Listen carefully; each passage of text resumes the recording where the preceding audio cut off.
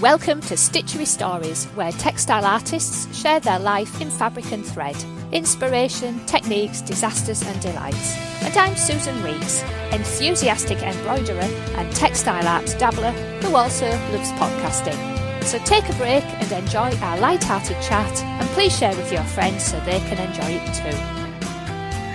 Hello and welcome today to our lovely guest, Colette Kinley. Hi Colette. Hi, Sue. Lovely to speak to you today, Colette. And yeah, Colette's one of those people who I've stalked on Instagram. So there you are.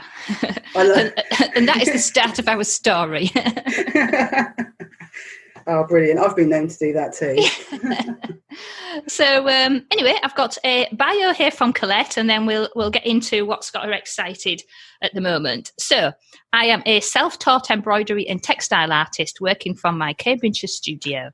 A member of the Society of Embroidered Works, SEW, a society working towards getting embroidery and textile art recognised as the art form it is.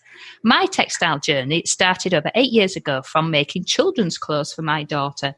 This quickly evolved to me setting up Sewn by Colette, making and selling children's clothes. This began to feel creatively restrictive, and I then discovered Poppy Treffy's book, Freehand Machine Embroidery, and this opened a whole new avenue of textiles to explore and was definitely the first stepping stone to where I am now. My work is detailed. It's the same as how I draw, so it's a natural way for me to use thread. My inspiration is the natural world, from birds to insects to, more recently, allotments. I observe things that can ordinarily be overlooked, and I want my audience to see this through my eyes with my work. And I want to pass on a greater appreciation of the beauty in nature and hence an increased awareness of the plight of climate change. And we have all of Colette's links, as usual, on her episode of Stitchery Stories, and she has her Etsy shop link on there, and you'll find her on Instagram and on Facebook. And there we are. So welcome again, Colette. Hello. Right then, so before we kind of dive down too much into your Stitchery story, would you like to share with us, Colette, what you're working on and what has got you excited? Yeah, so at the moment I am working on a series of mini micro allotments. Right. I wanted to do that because I'd had such a good response for my latest piece of work. I wanted to create something that was affordable for people to buy, and I'm really excited about it actually because they're really small and I can take them anywhere and do them anywhere, which I quite like portable art. Yeah. And I'm also working on another allotment, which actually I haven't told anyone this yet. Actually, it's a secret allotment. It's a secret. No. It's I'm going to do an allotment, but I want to split it into 4 essentially, and I want to do it through the seasons. Right. So that is what I'm working on at the moment. And it's been a really, really busy few months for me, to be honest with you, Sue. Yeah, right. Well, shall we take a step back and explain this allotment thing and my stalking? Shall we do that now? Yeah, crack on. Yeah, definitely. Right, brilliant. So I was scrolling on through Instagram, as I do, looking at nice things, and up pops Colette's piece of embroidery, which has just started at that point in time. So this is a good couple of months ago now, isn't it? Yeah. Which was the start of an aerial view of an allotment. And I think you had like 3 little raised beds or something in the top. We see I really like aerial photos and the patterns made by aerial photos. So this kind of caught my beady eye. I think I said, oh, yes, it's looking good, etc., etc. And off we went. So I followed the progress of the allotment over the weeks. I think it took you a while, didn't it? It seemed to. It was one of those, Sue, where I started off quite slowly, and then I'll explain later. Yeah. I suddenly, in the last week, I've never sewed so quickly. So there was I following Colette's allotment, and then things seemed to happen. Do you want to take up with the story then? Yeah. So can I rewind a little bit, Sue? You can rewind as much as you want. Okay, so I was actually working on, so a lot of my work is very based on the natural world. It's something that's very important to me. I'm very passionate about it. And particularly actually insects. I'm really passionate about insects. And I was working on this piece, this beetle, and it was on a cover of a National Geographic magazine. That was the piece I was working on. Yeah. And it wasn't going wrong, but I wasn't feeling it. Right, yeah. And I think we've all been there, haven't we? Where you sort of plough on and you just think, I don't know why, but I'm just not feeling it. And I'd had this idea for an allotment for quite a long while. I'd been really, I used to be mesmerised by them when I was a child. So there was something I always found really interesting, that I love the fact they're sort of organised, but they're not organised, and they've got that organised sort of chaos, aren't they? They are, absolutely. And I love that sort of doing memes as well, bits of old wood, and I've always loved them. So I sat there, and it's very unusual for me, because I usually procrastinate quite a lot about my work. And I sat there and I literally put this bit of work down that I didn't feel was going well. I went up into my studio and I just drew out the plots, essentially, and I started stitching it. Yeah. And it just sort of happened, really, to be honest with you. And it was an interesting process, because I was really nervous about posting those first pictures onto Instagram, because they were so different to what I'd usually done. Yeah. Now, at this point, it's just dawned on me, we're talking about allotments. And now I know we've got listeners in America and Australia and all over the world. So I forgot to check if there's a different word or if they even exist. So an allotment here is an area, it's like communal land that's been split up into small pieces that people can take them over and grow vegetables on them, usually, aren't they? So it's our councils run them usually. So that's what an allotment is here. So I'd like to know, anybody, what you call those in anywhere else in the world, if indeed they exist. So that's what we're talking about, these areas of communal land split up into small plots where people go and sit in a shed and grow vegetables. So they've got a whole culture around them as well of allotments. Anyway, right, so I'll shut up now and collect. No. And it's interesting, actually, because I've had I should really know the answer to that, Sue, so I'm a bit annoyed with myself, because actually when I put it out onto, my social media platforms, that was a question that came up quite a lot, people didn't actually know what allotments were. And so you're definitely right. And it's funny, actually, I noticed that in Canada, I had a lot of interest. Right. Which I thought was quite interesting. Yeah. Well, we've got plenty of Canadian listeners as well, so they might be able to let you know if there is an alternative word for allotments in Canada. Cool. So you started this piece of work because you were fed up with your beetle, and then you felt nervous about posting the pictures because they were quite different from the beetles and hares and birds and stuff before. Yeah. So actually, well done for being brave. Well, thank you. Yeah. Did it feel brave? No, and do you know what? I've sort of reflected on this quite a lot in the last 6 weeks, because as you, I've done a couple of interviews for some magazines, so it's made me sort of really reflect, actually, afterwards on the piece. I actually just think sometimes we've just got to put ourselves out there and stop worrying about the likes, really, if I'm being totally honest. And actually, it's made me a lot braver, and it's made me realise that you just got to go for it. You've just got to do, it doesn't matter, does it? At the end of the day, it doesn't matter. There's a friend of mine talks about there's no such thing as she might say the podcast police, or in fact it was podcasting that I was talking with her about. She'd say, well, there's no such thing as the podcast police, or there's no such thing as the internet police. Well, there's no such thing as the embroidery police. It's like what you're doing is what you're doing. And I think the biggest critic and the biggest policeman is us, isn't it? Thinking, oh, no, I'm not going to put that. Oh, no, it's not good enough. Oh, the embroidery police will come and get me. No, they won't. Nobody's actually paying really much attention. Just do it and see what attention it does get. So, absolutely. That's great, yeah. And actually, I think with social media particularly, we're actually a really supportive community. Absolutely, yes, really, very much so.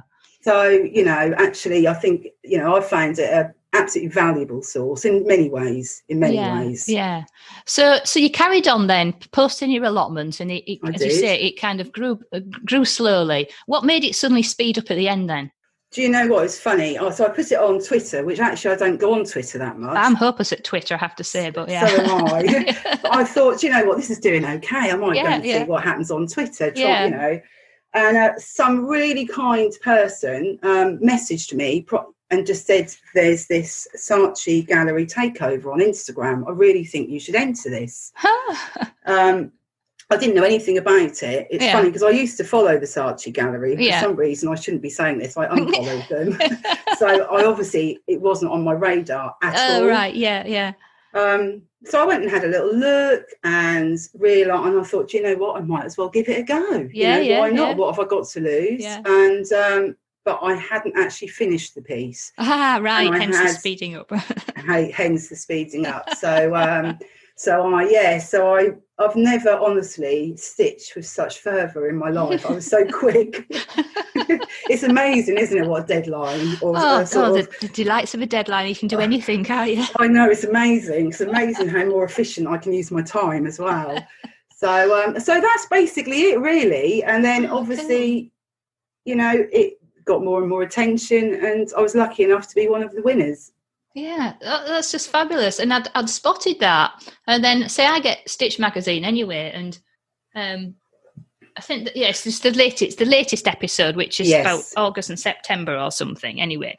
So, of course, because I get that on subscription, it pops in early. And I was kind of looking there, and I thought, oh, wow, there was 4. I even posted on Instagram, there was 4 of my previous guests were featured in the magazine.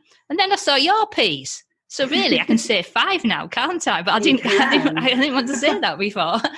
So there was the picture about the allotment. Oh, there's that allotment again. Oh, right, excellent. And then I thought, do you know what? And then I'd read a bit about the Saatchi thing because I'd missed that. And then I thought, this is just such a brilliant example of somebody, as you've just said, getting out there, posting, giving it a try. And look what's happened. So who'd have thought it like 3 months ago? Absolutely. And I've done pieces that have done better, and it doesn't matter. And actually, do you know what I love? I love the fact that it's obviously done well. That's fantastic. I actually, more than that, I really love the fact that the Saatchi Gallery is recognising that textile and embroidery work is art. And that was really important for me, actually. Yes, and that's a real... Oh, it sounds so trite to say it's a real achievement. It feels like we shouldn't be saying that, should we? No. It's art is art. But yeah, it is a real achievement, and well done you again for all the things that it's brought and will now continue to. Oh, you got your own Stitchery Stories as well. Yeah, I know. I know. It's been a busy few weeks. It's been quite amazing. No, and there was some other. I mean, I wasn't the only winner, I have to say. I think there was 10 of us all together. Yeah, but still, that's 10. That's fabulous. Oh, amazing. And I love that even more, actually, that there's a really nice sort of, diverse selection of work that was, chosen for that particular. Yeah. Oh, so what did you do then? What do you do in an Instagram takeover? Well, I kind of know. What did you do? Did you? So I went in there and I did my tag and I had my fingers crossed, and I just left it really. And then I must admit, the day that the winners were going to be announced, I must admit I did go on there probably a bit more often than perhaps I normally would. And I'll be honest, I've had 2 times in my life where something's happened to me, and I'll talk about the other one perhaps later. But it was, I cried actually, Sue, and I'm not a crier. I'm not a very sort of emotional person like that, but I was so overwhelmed. Yeah, what you were. That sort of, my work had done it, and also that the fact that there was, I was quite overwhelmed by it actually. Yeah, I'm not surprised. That's really great. Now, in your bio there, we were talking about, you started off making children's clothes, and you've then done a diversion via free machine embroidery, and now you're on hand embroidery. So do you want to kind of give us a quick, if there's anything else to add in that journey, which has taken you to where you are now? Yeah, well, I think my friend, I've got a friend called Gemma. She's a Yelling Pig on Instagram, so do go and check her out. She teaches actually than. And she made some dresses for my daughter when she was quite young. Yeah. And I sort of thought, I can't have this. I've got to be able to do this myself. Yeah. So she very kindly taught me, and I absolutely loved it. And because I loved the fabrics, actually, that's what I was drawn to, choosing the fabrics, the colours. And that sort of spiraled to me then people wanting me to make clothes for their children. So I did that for a few years, but I just started to get a little bit bored, if I'm being really honest. Yeah, I can understand that. And then I found the book, which I think Janine Herschel's mentioned actually on a previous podcast with you, Poppy Treffery. Yeah. And that completely opens up a whole new world for me, and I think was a massive stepping stone to where I am now. And I've had a lot of friends along the way that have helped actually on that journey. So my friend Gemma, then someone asked me to do a house portrait, and then that spiraled. So I did house portraits for quite a long while. Right. So there's quite a lot in my village actually, which I always think is quite amusing when I walk up the high street. Aww. And then, so that was mainly applique really, and free motion embroidery. Then I found thread drawing, which is drawing with a sewing machine. Yeah. I've always been a drawer. I'm not a painter. Yeah. And then hand embroidery, which I do absolutely love. Yeah, as you say, it's easy to take around, isn't it? I actually find it quite hard sometimes to pick up and do free machine embroidery now. You've got to get into the zone. My thing is, it's so infrequent that I do it that it takes me ages to get back into it again, and then it's like, oh, I've run out of time now. So yeah, and I do recognise. Yeah, no, definitely. I think I'm the same, and I don't know. I find it a lot quicker doing free machine embroidery. As in, you've got to think on your. You've got to think quicker and react quicker. Whereas with hand embroidery, obviously, it's slow, and I quite like that. You tootle along with it, really, apart from when you've got a deadline and then you can't. Yeah, well, absolutely. Yeah. So your inspirations then, you've moved through quite a lot there, haven't you? So you've now, I suppose, settled on, certainly the current phase is the natural world and insects, and you've also kind of diverted off into allotments and the aerial view of that. And I think the thing about the allotments one, it was that the textures, the variety. Yeah. Well, I actually learned doing this. So there's a couple of things. So I'm someone that I don't have a massive repertoire of sewing skills. Yeah. I tend to learn what I need on a need-to-know basis. Right, yes, I know what you mean. So I'm not someone that is constantly, always finding new stitches. I just don't work that way. But when I then have a piece that I want to work on, I think, I really, really want to try this. I really want to do that. So I actually learned 4 different stitches, the first time I've ever done them. Right, brilliant. Piece. And some of them I absolutely love. Turkey stitch. I mean, who can't love turkey stitch? Yeah. And bullion knots. So yes, that's how it was a massive learning curve. Yeah. So when you were picking that, we kind of talk about techniques, don't we? But when you were trying to find or think about how you're going to illustrate a certain clump of cabbages or whatever in stitch, did you kind of there's plenty of kind of hand embroidery stitch books around, or how did you decide or discover, since you didn't know the stitches, you don't know they exist, and see what I'm rambling on, how did you pick the you needed? There we are. Yeah, no, I know exactly what.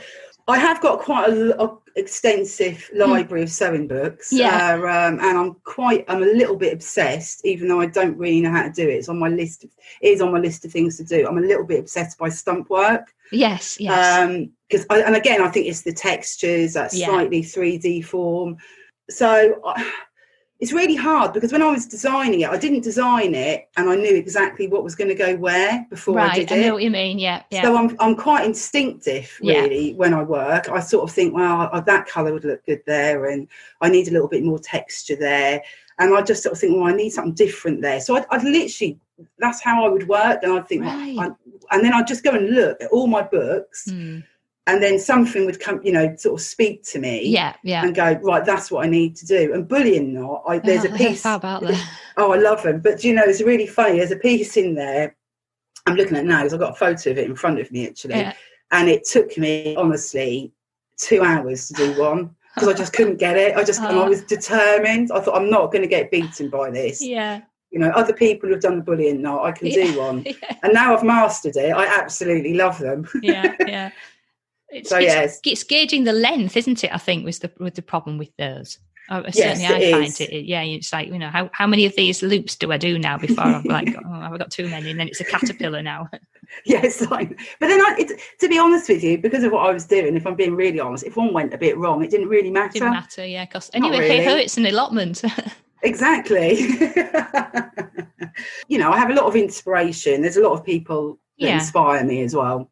So what do you think it was, though, where did the allotment pop into your head from? You know, you were bored with your insect, but like, do you have an allotment, or do you walk past them, or just? No, I don't. I used to have a vegetable garden, and it's funny. I live in quite a small village, and there is the most sweetest, tiniest allotment in the village. I think there's like about 10 plots. Yeah, it's so sweet.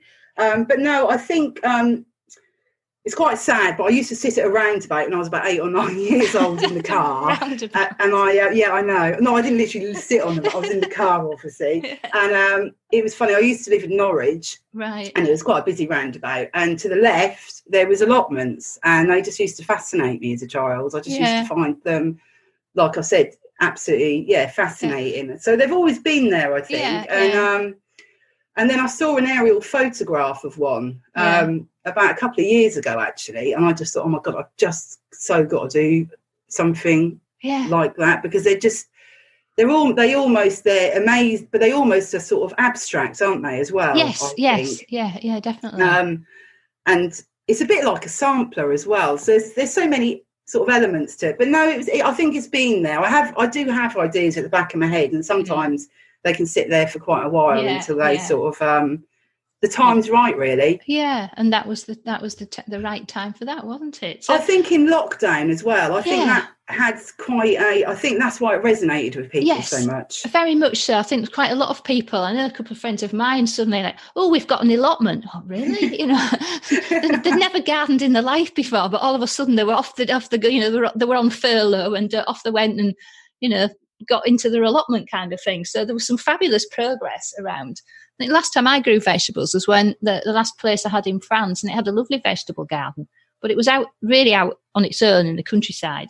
And I merrily, you know, got carried away and planted all this stuff. And then the rabbits attacked it. There was this like little vole that lived around there. They attacked it. The deer came. I thought, just forget it. I just totally couldn't be bothered at that point. I'm going to have to spend a fortune fencing it all in, and I don't want to do that. So hey ho, I ain't bothering anymore. So that was me and my vegetable garden. Everything else ate it before I got there. Never mind. Yeah, no, I'm not a particularly great gardener. We've got a very, what I call a natural garden, and there's a reason for that. So but it was that whole thing about gardening and being at home definitely resonated with people. I think at that point. I think so, and I think also, you know, even my, you know, this is maybe a bit sort of arty, whatever, but I sort of thought, you know, even the title, which I didn't think of at the time, but like a bird's eye view, and I thought actually at that time in lockdown particularly, we weren't as free as we used to be in. No. And so I think, you know, that sort of freedom that we'd all been so used to wasn't there anymore. Like you said, suddenly people were gardening more. I think people were appreciating outside more. Yes, you know, I remember just being able to hear the birds like I've never heard them before. You know, I thought, you know, so I think there was lots of elements there why, you know, people sort of, I don't know, sort of took it under their wing, really. Yes, very much so. We talk about the high points of your journey so far. So I guess we've just been through a few high points there. Is that true? Yeah. Yes, no, definitely. And I think another high point for me was actually when I became a member of the Society of Embroidered Works. Yes, that was a really important milestone for me. Yes. And again, a bit like a deadline, I actually wasn't going to reply. I was a bit nervous. I thought, I don't really know if I can do this. Oh, I'm not good enough. Oh, this, that and the other. What will people think? Blah, blah. Yeah. And I'd never written, you know, an artist statement or anything like that before because I'm self-taught. Yes. I think I messaged Emily Tull, and she was very sweet and got back and gave me a few pointers. and I did it on the last day. I just decided once again I wasn't going to do it. Last day, right? No, I'm just going to do it. And so that was a massive milestone for me as well. That was really important. That really is, yes. I speak to a lot of people who kind of admit they've had imposter syndrome, or, oh, I'm not an artist, but then there's been some catalyst or something where that flips over in their head, and it's like, I am an artist. That is who I am. I am an artist. Do you know what? I think any artist, whatever medium you work in, if it's, textiles, silver, glass, I think we all feel like that. Yeah. And I think we all feel a bit of a fraud most of the time. Yeah. Or is that just me? I don't know. I think we all have those elements. And I think with embroidery as well, I always find, particularly with embroidery, you're on a knife edge with it. You never know if it's going to go right. I never know. I mean, I can be sewing a piece and I can start it and think, oh, this is going well, brilliant. And then literally 10 minutes later, I'm thinking, oh, dear, I don't know if this is really working, really. And I go, and that's the whole process of it, really, until it's finished. And you sort of think, oh, no, I've done all right there. Yeah. So in terms of, you just kind of mentioned it there, you're on a knife edge. You don't know whether it's going to work or not. Do you have any stories where something didn't go quite as planned, and we would even say it was a disaster? And importantly, Colette, what did you learn from that one? I don't really see things, not with work, with my sort of sewing and my textile, and I don't really see things as disasters. Right. Not in, unless something goes wrong where maybe a deadline's involved and you can't, not that's happened yet, touch wood. So I suppose, obviously, the one we've already touched on where the beetle wasn't working, and I then did the allotment piece. The other piece was it was the beginning of this year, actually, and I got commissioned to do a crayfish for someone for a birthday present, and she had studied crayfish, the person the gift it was for, as part of her biology degree. Right. And so I was really... I really wanted this, well, like any piece I do, I want it to be the best I can. And so I thought, right, I think I'm going to have a go at I'm going to thread draw this with my sewing machine, because I've done work before and it's come out really well. And I did it and it didn't come out really well. And it was a big piece as well. It was quite a hefty piece, and literally about, I suppose, a week and a half before I needed to do it, 2 weeks, I just thought, nah, this isn't working. And I hand embroidered it, actually. Right. Which I hadn't left myself a lot of time say more speedy stitching. More speedy stitching, yes. But actually, that's just part of the process. And there comes a point when you're doing something, and sometimes you can work through it, those things that you think aren't going right. And then other times you try and work through it, and then you realise it's just not going to work. It's just gone past the point of no return. Absolutely. But I've kept that piece, because it's one of those things I sort of think I may even go back to it. But I think embroidering the crayfish was really important, actually, because I sort of felt when I was embroidering it, because this woman had studied this animal for so long, I thought it was, I felt it was, I don't know, it was quite important that I felt that I was, trying to see it through her eyes, really, of what she'd done. So, and I think she was very pleased with it. So Lovely. It was all worked out in the end. and a tricky thing to deal with its hard shell and its, just its fiddly antennae and all those kind of things. A lot of challenging areas, I would say, in trying to embroider a crayfish.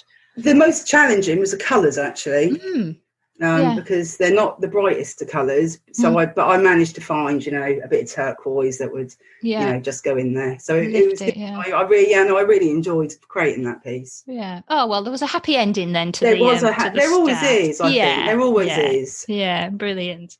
So, what about those dreaded UFOs then, Colette? Have you managed to collect any of those? Well, I've got a couple, but I haven't actually got that many, because I tend to be someone. So I wish I would be one of these creative people that I could say to you, Sue, I've got 30 pieces on the go at once. I am so not like that, because it would really interfere with my sort of creative sort of knowing there's other bits there to do. I tend to finish a piece at a time, but I have got a couple of pieces, and there's one that's sort of quite amusing, that my mum about a week ago, I'd sort of forgotten about this, as part of my GCSE art, like 27 years ago, I actually did a piece of embroidery.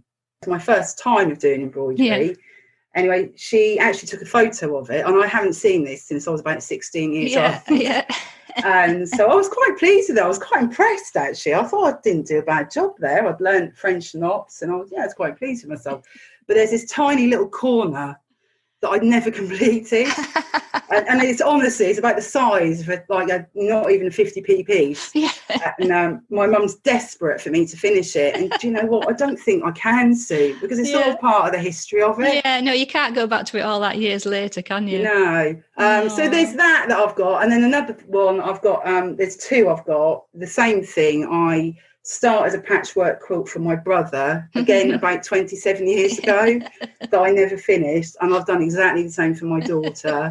And that still isn't finished either. So they're the three things, really, that I've got sort of incomplete.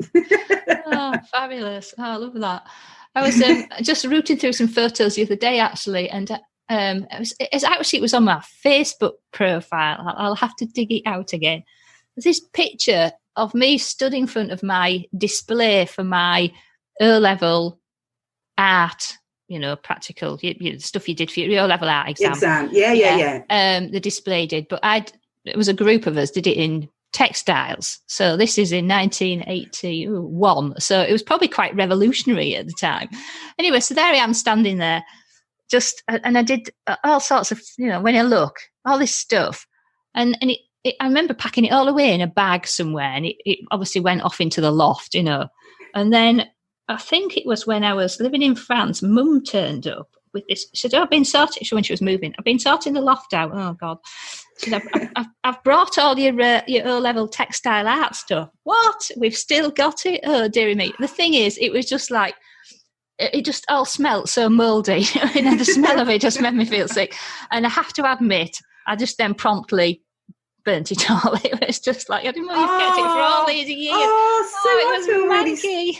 I feel really sad that you've done that, though. Oh, no. Because I've got this picture now of it. I ain't got any of that anymore. Oh, it was just past, it was, it had been kept too long, and I didn't actually know she still had it. And I think she'd forgotten it. It had been stuck in the far reaches of the loft and never, it was just like... It's got that foisty sort of smell. Oh, it was just, no. So sadly, that's what happened with that. So... But, it was just so funny looking at it. I'm really glad you spoke about that. It reminded me what I did with mine. I was really touched when my mum sort of sent me the photo. And I knew that I'd done it. And also, I don't know if you remember from when you looked at the ones that you'd done, they were different to how I remembered them. So it was actually better. I was quite surprised. I was actually, that was quite good. Because I think I did it because with my GCSE, like you said, with your O-level, I had to do a range and I couldn't paint. Right. So a lot of my work was drawings I'd sort of exhausted the amount of drawings I could do for part of my GCSE art. What was allowed to do, So I sort of thought, I'll do something else in a different medium. Oh, I know, I'll do embroidery. Right. Oh, well, there we are. So, that's always a good one, isn't it? Yeah. So now you've mentioned there about managing your creative time, I suppose. You just said there you're not like some of these people who've got loads of pieces on the go. You kind of have one on the go. What sort of process do you go through with that then, Colette? I think you did say you're a procrastinator as well. Oh, I can be. And in fact, it really annoys me because I just sometimes think someone said to me once, it's a teacher, my friend Gemma actually, she said to me, it's like if you're writing a bit of work, you've just got to write the title and then you've started. And I think there's a real element of truth in that with any work. It is. Do you feel the same? Yes, it is very much the case of if once it's been given a name, it exists. Absolutely. Yeah, it does. So I've got two children. I've got a 14-year-old and an 11-year-old. Mm. So the school run and that sort of thing. So I tend, as I'm sure a lot of people do, I sort of fit in my sewing in and around the children. I'm quite lucky because I've got a little studio upstairs. So I must admit, when I close that door, you can go and hide. It is a little bit like that, to be honest with you. But I don't feel guilty then if I'm in that room. Yeah, it's your time, your space. It's absolutely, and I can then focus and get on with what I need to do. I do work well to a deadline. I must admit, I'm someone that needs a little bit of a push sometimes. Yeah. And I would like to do more. I certainly would like to draw more. That's something I've really let go recently that I haven't done as much as I used to do. Yeah. But I think we just do the best we can, don't we? Yes, and I think that's the attitude, isn't it? It's like, well, hey ho, as you say, there's no such thing as the embroidery police. You do what you can when you can, and you make out of it what you want to do. So, but yeah, I think then it gets frustrating when you are kind of faffing around and I can't start, and it's just give it a name or just start. I mean, that is the thing, start, and then your brain kicks in then after about 5 minutes or something, and then you can carry on. You make yourself go through those few first painful minutes. Yeah, it's a lot easier to kind of totally agree. Get going. Yeah, brilliant. And that's something I've definitely learned over the years. Yeah. Well, it's good. Dealing with it, and as you say, the delights of a speedy deadline really just works wonders, doesn't it? Yeah, no, definitely, absolutely. So yeah, and I like I said to you before, I don't work on more than generally one piece at a time because it just isn't how I work. I find that makes my head too messy, if that makes sense. Yeah, no, it gets a bit kind of scattered, doesn't it? Really, I think. I tend to feel like that a bit. Yeah, no, I do too. So, kind of looking forward, I know we're kind of still in a really weird kind of place at the moment and wondering what's going to happen next. Where are you going with all of this, Colette? What have you got in the pipeline that you want to share with us, or your thoughts? Just where are you going now as we kind of wrap up for today? Well, I'm quite excited actually because my daughter starts high school, so it's actually going to give me a bit more freedom, believe it or not. So, it really does. You don't have to do any of them going to school things anymore. It's marvellous. I know. I can't wait. So I shouldn't say that. But, I know, we're awful, but it's true. So I actually feel for me that next year, there's a lot of potential there. Yeah. So I've just done some work for a magazine in America. I've done some editorial work. So hopefully that's going to come out soon. How exciting. Yeah, so that's really exciting. That's the first time I've done anything like that. Yeah. I had a brief to work to. Yeah. And it was all very professional. Yeah. Out of my comfort zone totally, again. But, you just got to do it. What's the worst that can happen? For sure.